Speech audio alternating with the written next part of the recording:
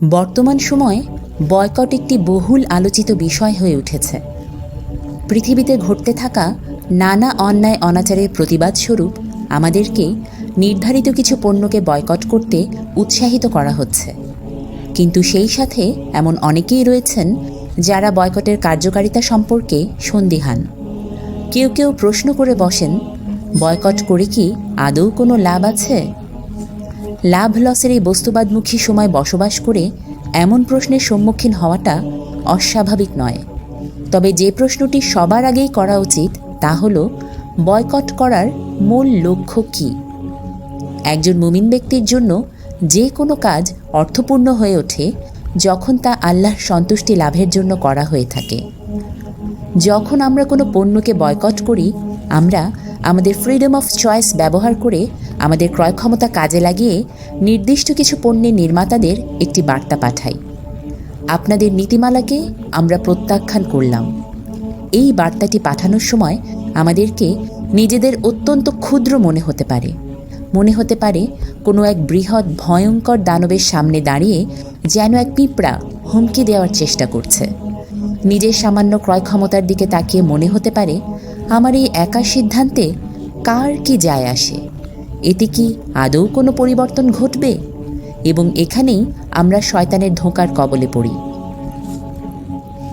পৃথিবীর সুপার পাওয়ারগুলোর সামনে আপনার যদি নিজেকে অত্যন্ত ক্ষুদ্র মনে হয়, একবার ভাবুন আপনার রবের সামনে এই সকল শাসকদের মূল্য কতটুকু। এই শাসকেরা কি ফেরাউনের চেয়েও শক্তিশালী? অথচ সেই বিপুল ক্ষমতা ও সাম্রাজ্যের মালিক ফেরাউনকে আপনার রব কিভাবে নিমিষেই নিঃশেষ করে দিয়েছিলেন? আপনি নিজেকে বলেন, আমার ক্ষমতা তো খুবই সামান্য, আমার এই একা সিদ্ধান্তে কারো কি কিছু যায় আসে? অথচ আপনার রব আপনাকে বলেছেন, লা ইউকাল্লিফুল্লাহু নাফসান ইল্লা ওয়াসআহা। আল্লাহ কোনো ব্যক্তিকে তার সামর্থ্যের বাইরে দায়িত্ব দেন না।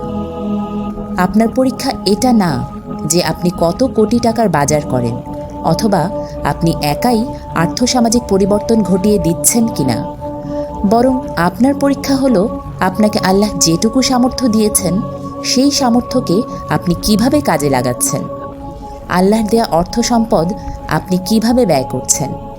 এই পৃথিবীতে যদি একমাত্র আপনি এক অন্যায়কারী রাষ্ট্রের পণ্যকে বয়কট করেন, যদি এই বয়কট দুনিয়াবী দৃষ্টিভঙ্গি থেকে এতটাই নগণ্য হয়ে থাকে যে নির্মাণকারী প্রতিষ্ঠানগুলো টেরও পায় না যে কেউ তাদের পণ্য বয়কট করেছে, তবুও এই কাজটি আপনার পক্ষে লেখা হয়ে গেল। কিয়ামতের দিবসে আপনি আল্লাহর কাছে দাঁড়িয়ে সাক্ষ্য দিতে পারবেন, আল্লাহ, যখন আমার ভাইকে অন্যায়ভাবে হত্যা করা হচ্ছিল, যখন আমার দেশের মানুষের অধিকার লঙ্ঘন করা হচ্ছিল, আল্লাহ, আমার তেমন কিছু করার ক্ষমতা ছিল না, কিন্তু আপনি আমাকে যে রিজিক দান করেছিলেন সেই রিজিক থেকে আমি সেই অন্যায়কারীদের সাথে বাণিজ্যিক সম্পর্ক ছিন্ন করেছিলাম। তাদের কর্মকাণ্ডকে শুধু অন্তর থেকে ঘৃণা করিনি, শুধু জিহ্বা দিয়ে জনসম্মুখে প্রতিবাদ করিনি, বরং বাজারে গিয়ে আমার আর্থিক সামর্থ্যকে কাজে লাগিয়েও এর বিরুদ্ধে দাঁড়িয়েছিলাম। আমাদের সবসময় মনে রাখতে হবে, মুমিন বান্দার সাফল্য তার প্রচেষ্টায়, ফলাফল বা পরিণতিতে নয়। নূহ আলাইহি ওয়াসাল্লাম 950 বছর ধরে চেষ্টা করে গেছেন বলেই তিনি সফল। 950 বছরে গোটা সমাজ তার কথা শোনেনি বলে তিনি ব্যর্থ নন, বরং তারাই ব্যর্থ যারা তার আহ্বানে সাড়া দেয়নি, যদিও সেই 950 বছর ধরে তারা সেটা কল্পনাও করতে পারেনি। অতএব যদি বয়কট করে দুনিয়াবি কোনো লাভ না হতো, তবুও আপনি আখেরাতে লাভবান হতেন। কিন্তু যে ব্যাপারটি আমাদের খেয়াল করা উচিত তা হলো, আমরা দুনিয়াতেই এই বয়কটের প্রভাব দেখতে পাচ্ছি, এবং এর সবচেয়ে বড় প্রমাণ হলো যাদের বিরুদ্ধে বয়কট করা হচ্ছে তারা নিজেরাই। গত 1 যুগেরও বেশি সময় ধরে ইসরায়েল বিপুল পরিমাণ অর্থ সম্পদ ব্যয় করেছে এটা সাব্যস্ত করার জন্য যে ইসরায়েলি পণ্য বয়কট করে কোনো লাভ নেই, কারণ তারা পৃথিবীর এত কিছু তৈরি করে। আবার অন্যদিকে তারা যুক্তরাষ্ট্রকে লবিং করে যাচ্ছে বয়কট মুভমেন্টকে অবৈধ ঘোষণা করার জন্য। একটি পদক্ষেপ যদি সত্যিই অকার্যকরী হয়ে থাকতো এবং এতে তাদের কোনোই ক্ষতি না হতো, তাহলে সেটা থামানোর জন্য এত আয়োজন কেন? সাম্প্রতিক রিপোর্টে এসেছে স্টারবাকসকে বিশ্বজুড়ে বয়কট করার ফলে তাদের ইতোমধ্যে $11,000 কোটি অর্থাৎ 1,20,000 কোটি টাকারও বেশি পরিমাণ ক্ষয়ক্ষতি হয়েছে। তেমনিভাবে হয়তো শীঘ্রই বাংলাদেশের পত্রপত্রিকায় বিশিষ্ট কিছু সংস্কৃতিমনা গুণীজনেরা কলাম লেখা আরম্ভ করবেন। তারা নানা ধরনের বিশ্লেষণ করে দেখাবেন কেন বন্ধু রাষ্ট্রের সাথে এমন আচরণ খুবই হৃদয় বিদারক।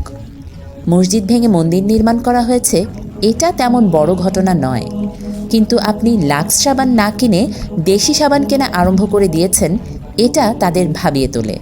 এমন ভাবনাগুলো যখন পত্রিকার হলদে পাতাগুলোকে কলুষিত করা আরম্ভ করবে, বুঝে নেবেন আপনার বয়কট শুধু আখেরাতেই নয়, দুনিয়ার এই জীবনেও কার্যকরী হওয়া আরম্ভ করেছে।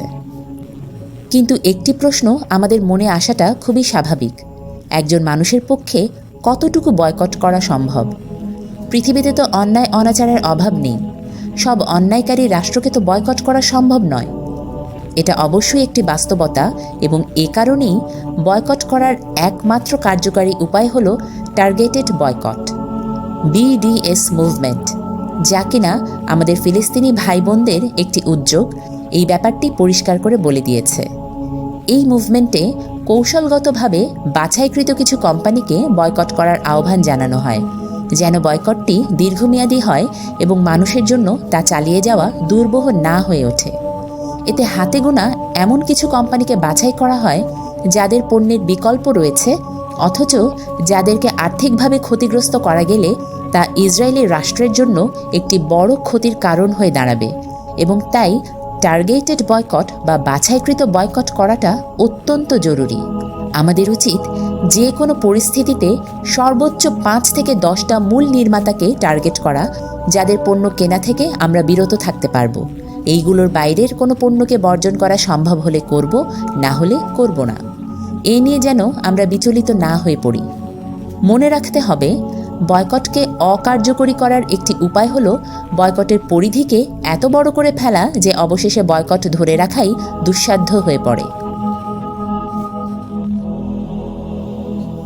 অনেকে বয়কট সম্পর্কে আলোচনা শুনলে বিদ্রূপ করে বলেন, বয়কট নিয়ে ফেসবুকে লেখালেখি করো, অথচ ফেসবুকই হলো ইহুদি প্রোডাক্ট।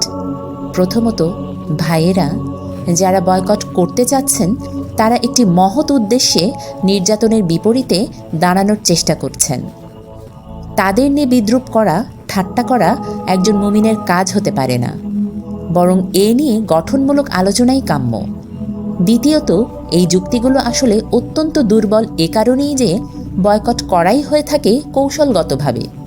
যে পণ্যের বিকল্প নেই সেই পণ্য ব্যবহার করতে হবে বলে হতাশ হয়ে আমি বয়কট করাই বন্ধ করে দেব, এ তো হতে পারে না। বরং যে পণ্যের বিকল্প আছে সেই পণ্যগুলোকে বয়কট করতে তো দোষ নেই। কিছু কিছু ক্ষেত্রে বয়কটের কিছু পার্শ্ব সুবিধাও পাওয়া যেতে পারে।